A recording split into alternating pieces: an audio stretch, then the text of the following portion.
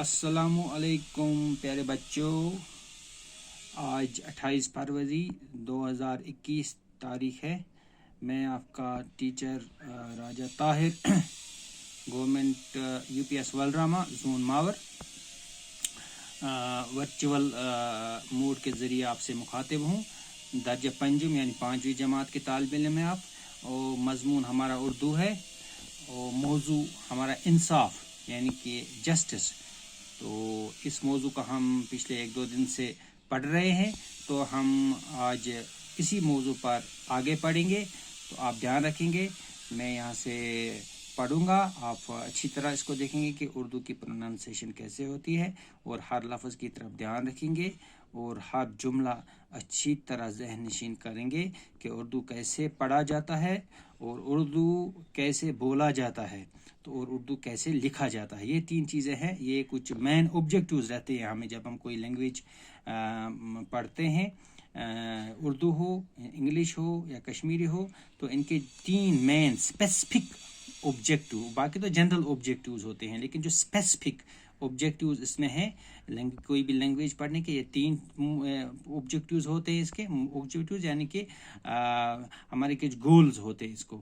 تو ہمیں کیا حاصل ہونا چاہیے اس میں یہ لینگویج پڑھ کے؟ تو وہ ہے، ایک تو ہمیں یہ لینگویج بولنی آنی چاہیے، اور دوسری ہے ہمیں لینگویج جو اسکرپٹ ہے لکھا ہوا ہے وہ ہم پڑھ پانے چاہیے، اور تیسرا جو ہے وہ اسکرپٹ یا لینگویج ہم لکھ پانے چاہیے، یعنی کہ اسپیکنگ، ریڈنگ اور رائٹنگ ہمیں آنی چاہیے. چونکہ ہم اردو اس وقت اردو کی زبان کے بارے میں ہم پڑھ رہے ہیں، اردو لینگویج ہم پڑھ رہے ہیں، تو ہم یہی 3 چیزوں کو مد نظر رکھ کے ان 3 چیزوں کا آپ خاص خیال رکھیں گے. یہ 3 چیزیں اگر ہم اچیو کرنے میں کامیاب ہو گئے تو آپ جان لیجئے کہ ہم یہ اردو کا جو یہ سبجیکٹ ہے، یہ مضمون ہے، اس کے پڑھنے کا جو مقصد ہے وہ حاصل ہو گیا. تو آج ہم جو 1-2 دن سے جس موضوع پہ ہم بات کر رہے ہیں، انصاف یعنی کہ جسٹس، اسی کو ہم آگے بڑھائیں گے. تو آپ دھیان رکھیں گے، میں پڑھوں گا اور آپ دھیان رکھیں گے کتاب کی طرف. ان کے لیے نہ کوئی قانون تھا اور نہ ان سے کسی طرح کی باز پرس ہوتی تھی. ان کے لیے معنی چونکہ ہم عرب کے بارے میں ہم انفارمیشن پڑھ رہے ہیں، ہم عرب کے بارے میں پڑھ رہے ہیں، چونکہ یہ 1400 سال پہلے کی بات ہم پڑھ رہے ہیں. 1400 سال پہلے عرب کی جو سرزمین ہے، عرب کی جو پاک سرزمین ہے، اس پر کس طرح کے حالات تھے. چونکہ ہم نے پڑھا کہ عرب کی جو سرزمین تھے وہ 1400 سال پہلے برائیوں سے بری ہوئی تھی. اسی کے بارے ہم آگے انفارمیشن پڑھ رہے ہیں. تو کہہ رہے کہ ان کے لیے نہ کوئی قانون تھا. کن کے لیے؟ جو عرب کے لوگ تھے، جو وہ گنڈا گردی کرتے تھے، شراب پیتے تھے اور برائیوں میں ملوث تھے، ان کے لیے کوئی قانون نہیں تھا. یہ آپ یاد رکھیں گے، یہ آج سے 1400 سال پہلے کی ہم بات کریں، نہیں کہ آج کی. اور ان سے کسی طرح کی باز پرس نہیں ہوتی تھی. یعنی کہ وہاں پہ جب کوئی قانون ہی نہیں تھا تو کون پوچھ گچھ کرے گا؟ جب کسی معاشرے میں قانون لاگو ہوتا تھا تبھی چیزوں کی باز پرش ہوتی تھی، پولیسنگ ہوتی تھی وغیرہ ہوتی تھی. تب ایک ڈر اور خوف رہتا ہے معاشرے میں، کوئی برائی کرنے کے بارے میں سوچ بھی نہیں سکتا تھا.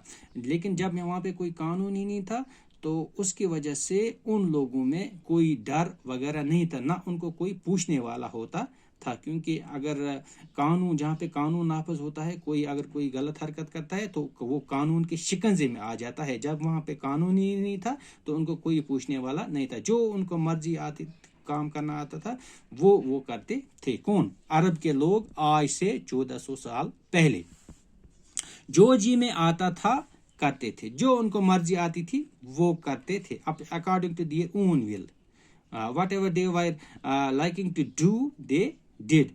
جن کو وہ پسند کرتے تھے، جو کام کرنا پسند کرتے تھے وہ کرتے تھے. غریبوں کو ہر طرح کی ذلت اٹھانا پڑتی تھی.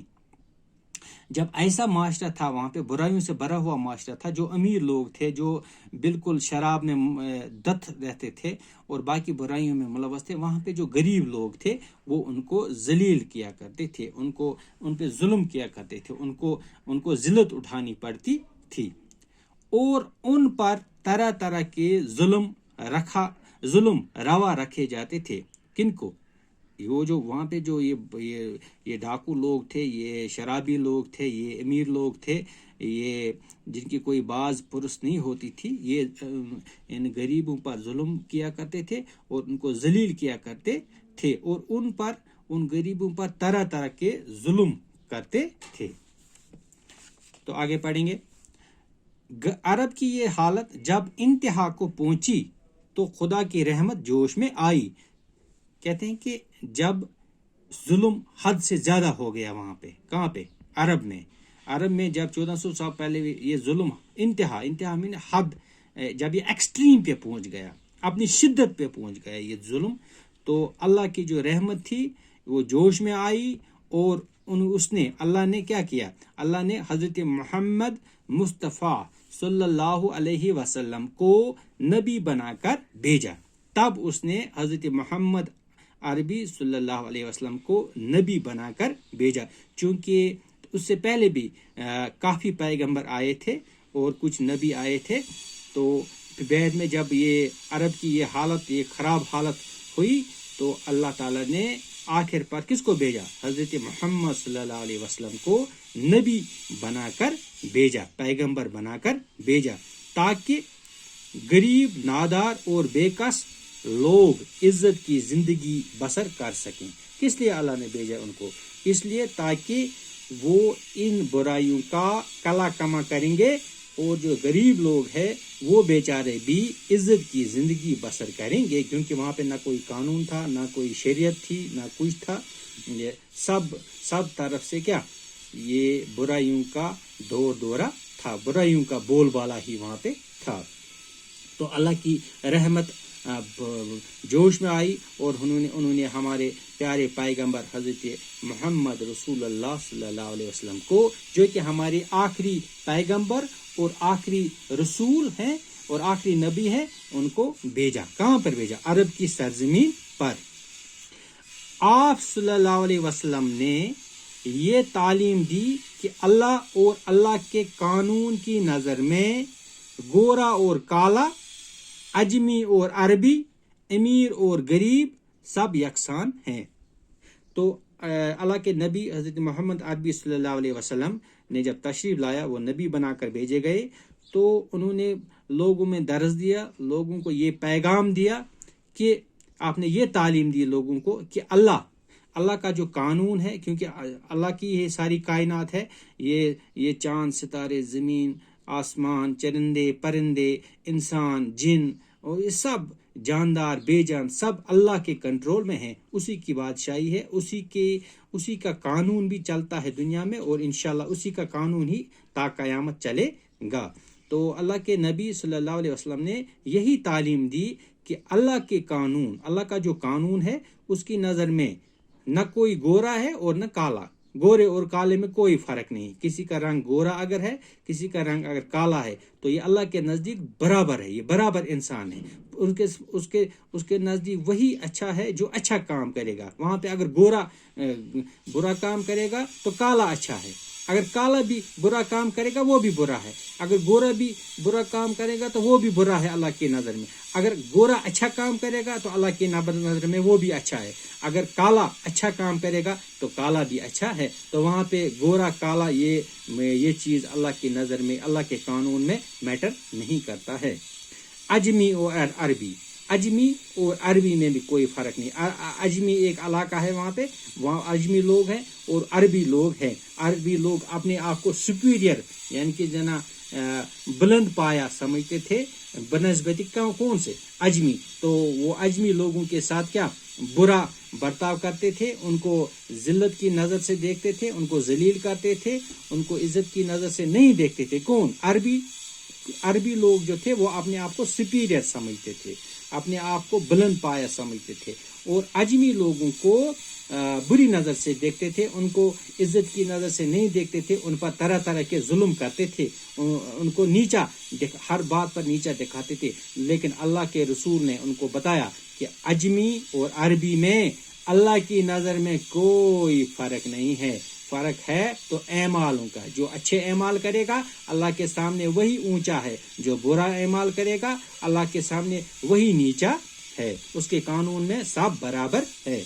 अमीर और गरीब, और उसने हमारे प्यारे नबी सल्लल्लाहु अलैहि वसल्लम ने इन लोगों को जो सही राह से भटक गए थे, इनको ये भी समझाया कि अमीर और गरीब में अल्लाह की नज़र में कोई फ़र्क नहीं है। अल्लाह की नज़र में सब बराबर है, सब यकसान है। यकसान का मतलब हो गया बराबर। तो जब हज़रत मोहम्मद सल्लल्लाहु अलैहि वसल्लम ने तशरीफ़ लाया तो इनको उसने यही तालीम दी अरब के इन लोगों को जो सीधे रास्ते से भटक गए थे कि अल्लाह के सामने ये चीज़ नहीं है कि वो काला है, वो गोरा है, वो अजमी है, वो अरबी है, वो अमीर है, वो गरीब है, वो लंबा है, वो छोटा है, वो पतला है या मोटा है। ये चीज़ें अल्लाह के सामने फ़र्क ये मैटर नहीं करती हैं। उसके सामने अगर कोई चीज़ मैटर करती है तो वो है अपने अच्छे एमाल। जो अच्छे एमाल करेगा वही अल्लाह के नज़दीक अच्छा है, ऊंचा है, ऊंचे दर्जे का हामिल है। जो बुरे काम करेगा अल्लाह के नज़दीक वो बुरा है, वो सही इंसान नहीं है अल्लाह की नज़र में। तो इसी चीज़ का दर्स फिर हमारे प्यारे नबी सल्लल्लाहु अलैहि वसल्लम ने दिया। तो प्यारे बच्चों, मुझे उम्मीद है आपने यहाँ तक अच्छी तरह से इस सबक को समझा होगा। आप अपनी कापी पर इसी जितना हमने आज पढ़ा ये आप कापी पे अपनी पेज कापी पे लिखेंगे और इसको 5-6 बार अच्छी तरह से पढ़ेंगे और समझेंगे और अपने आप का ख्याल रखेंगे घर में। और ये कोरोना बीमारी की जो महामारी है इससे अपने आप को महफूज रखेंगे। आप अगर घर से आपको निकलना पड़े किसी मजबूरी की वजह से तो आप मास्क का इस्तेमाल करेंगे और घर में आप 2-3 बार दिन में हैंड सैनिटाइज़र या साबुन या हैंड वाश से अपने हाथ साफ करेंगे या धो लेंगे, ताकि ये जो कोरोना बीमारी का जो वायरस है ये किसी तरह से आपके नाक के ज़रिए या आपके मुंह के ज़रिए या आपकी आँख के ज़रिए आपके बॉडी में दाखिल न हो जाए, ताकि आप कहीं खुदा न खास्ता आप इस कोरोना वायरस की लपेट में आकर इस कोरोना बीमारी का शिकार ना हो आप।